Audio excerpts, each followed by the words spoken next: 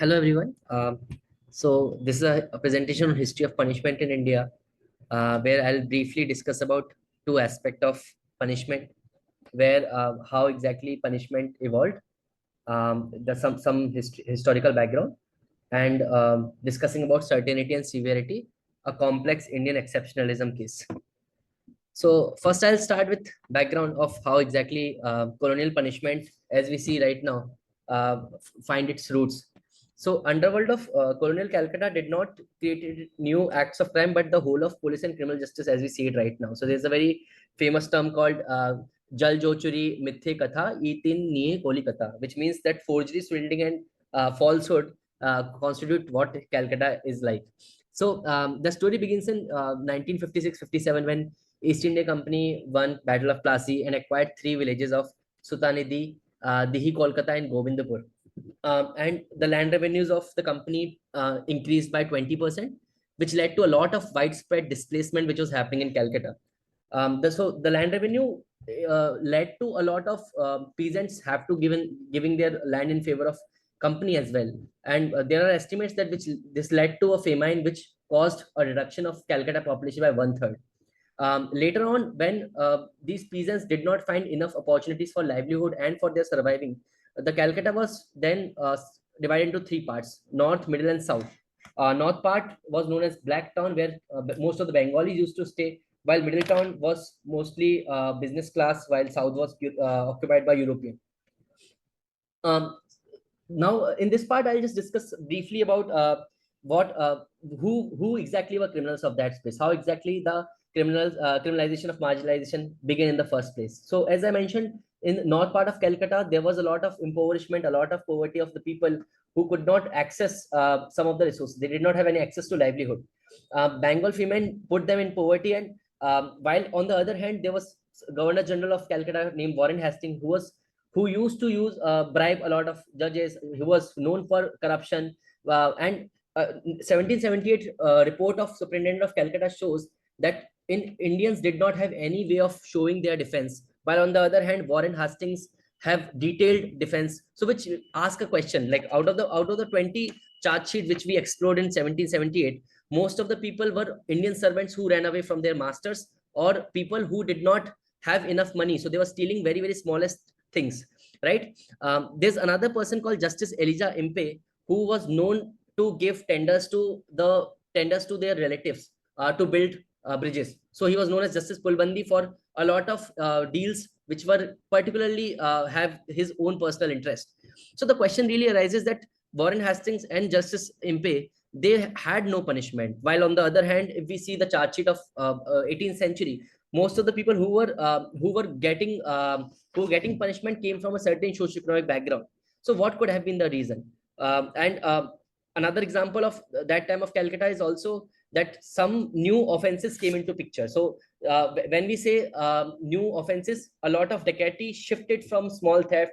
A lot of offenses shifted from people using government coins, government stamp. So the offenses which were actually not there in the Bengal culture, they since documentation of IPC, they started becoming an offense. So for instance, Charak and Muharram are two examples. Charak used to be an activity where a lot of Bengali used to make fun of the elite, socioeconomic elite class of Calcutta, and used to have like arrow, darts, hooks on, and used to do a public demonstration.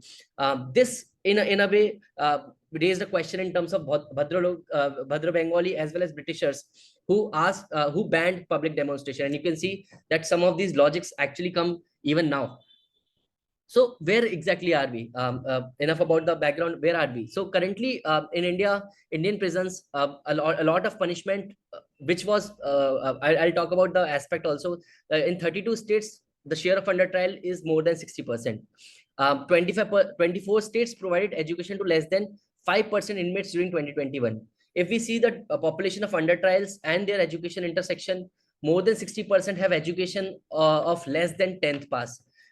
So if we see the patterns also, there's the crowd which was occupying our criminal justice system in pre-independence era is constituting the similar proportion even now. So how are our new laws different than colonial legislations? So a Turnitin report suggests that there was an 83% overlap between the IPC and BNS. Another example which shows that we have not substantially changed is how sedition, which is another colonial legacy, found its way into Section 150 of BNS, where stricter provision, where provisions are even stricter, right? Some of the terms which we see even for police officials, for instance, now there's an if someone is admits someone is confessing in front of police, there's a provisions of even admissibility. So a lot of very vague term drafting has been done in the new legislations, and there has been considerable shift in the language as well. On the other hand, while we say that there's certain the criminalization in some ways increasing, on the other hand, government is largely focusing on decriminalization of economic offenses. I'm sure a lot of you have also briefly worked on it, and how Jan Vishwas bill is trying to decriminalize certain offenses. Another example is how GST Council is trying to decriminalize offenses. While on the other hand, if we see code on wages, the strike has been criminalized. Most of the offenses which used to have penalty for employers, most the punishment have shifted from employer to employee largely, right? So the question really arises: who was the criminal? What yardstick we define act as a criminal? How can we judge act in isolation if that can be a crime or not? So a good example of this is also how our punishment continues to be inconsistent. So if I don't know anyone in our experience of working with Project Second Chance who know anyone who got 13 years of punishment. There's always 7, 10, and 14. Flying a kite dangerously is of 3 months punishment, same as sexual assault. So if even in new courts this trend continues, that buying a child for minor for prostitution is a 10 years of offenses, while selling is 14 years. So there is still illogic. There's no logic as such on how we are standardizing our punishment as such. So in the second half of this presentation, I'll tell you, I'll share about some of the findings of our work on how we see Indian punishment through data. Yeah. So so far, as part of my project, I have documented data from 1830 to 2022 on police, prison, judiciary, and infrastructure. The Indian criminal justice system has evolved in certain way. If we see, I can zoom in it up a bit. If we see, homicide have increased, police have increased, prisoners have reduced, conviction have reduced, charges have reduced, as well as death sentences. So how did USA incarcerate their citizens? If we see, and this part is a little interesting. I hope that history was somewhat boring, but this part is a little interesting, that USA incarcerated their citizens on a higher pedestal, and the only comparison is of Gulag regime of USSR. When we compare the similar data with India, India is actually a very low incarceral state. And in this part of presentation, I'll show how exactly India has been using their punishment regime. So when we compare India to other developing nations like Brazil, Ghana, Jamaica, and Kenya, Nigeria, it is still amongst the low incarceral state, and it almost 1/15 the incarceration of Brazil. So Clegg, Lewis, and Usmani, who I research with, they decompose the punishment rate. If you see on the left hand side, it's prisoner upon homicide, which is considered as a punishment rate. The reason we have used homicide as an indicator is because this is one of the only few statistics which is consistently defined across other jurisprudence as well.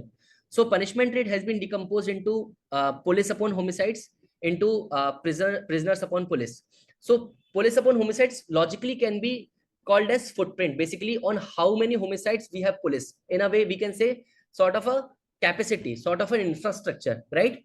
We can say that certainty that if an homicide is happening, there will be a police. So we can call footprint as certainty, while how many police were pushing prisoners into jail, it can be called penal balance, or in a way severity, that how many people are actually sent to prison in the first place.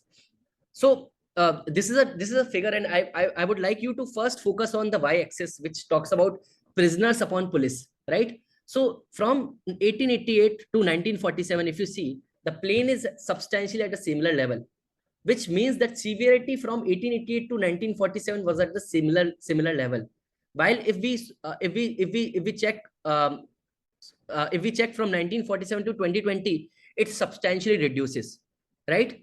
So if we talk about severity, it was at a similar place, and this is the data which we have documented of over 200 years, and I would love to talk more about that data maybe after this call also to some of you. Um, so prisoners upon police is not the only statistics which define severity. We see other factors also. So if we see from post independence, severity has been reducing in India. Now I come to certainty. Now in the similar diagram, let us see police upon homicide, the x-axis. If we see from 1888 to 1947, it was reducing, but it is exactly opposite to severity, because from 1947 to 2020, police upon homicide has been substantially similar, right?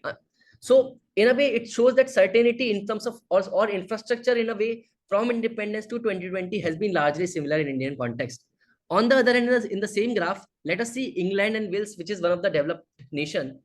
They on the other hand have their severity being reduced till say 1947, while their certainty is increasing, which is a case with most of the developed nation as well. Unless and from 1987, they have also increased the severity while reducing on the certainty. So other factors also say that certainty has substantially been similar, if it not the same. So what exactly does this suggest? Atul Kohli mentions that this means that India democratized without capacity, that India democratized without certainty in from 1947 to 2020 to our infrastructure has been largely less. So some examples could be that police sanction strength is 27 lakhs, while we have just 21 lakhs places being filled. Prisons occupancy has been 130% in the last prison statistics India report, while with 54 prisons being overcrowded. Judges have another vacancy, about 30% of high court judges vacancy is there, 22% of lower judiciary vacancy is there, 25% of high court staff vacancy is there, and there was a statistics where if we stop filing of case today, and if there are no alternate dispute resolution mechanism, it will take us 464 years to resolve our pending cases. So in a way, this democratization happened without capacity, in a way is helping and leading to low incarceral state. Some of the another example of which Dr. Karthik Muralidharan also mentioned in as challenges of Indian exceptionalism is that problem is not welfare spending per se. Our police, judiciary, prosecutors are understaffed, undertrained, under-resourced, and overworked. So we don't have the resource to follow the law. May partly explain why there's a public support for extrajudicial action to curb crime as well. Yeah, so I'll just finish my presentation here with a very small poetry which with one of our partner organizations, Student Nilima, which was written by one of the person who was incarcerated youth from Assam.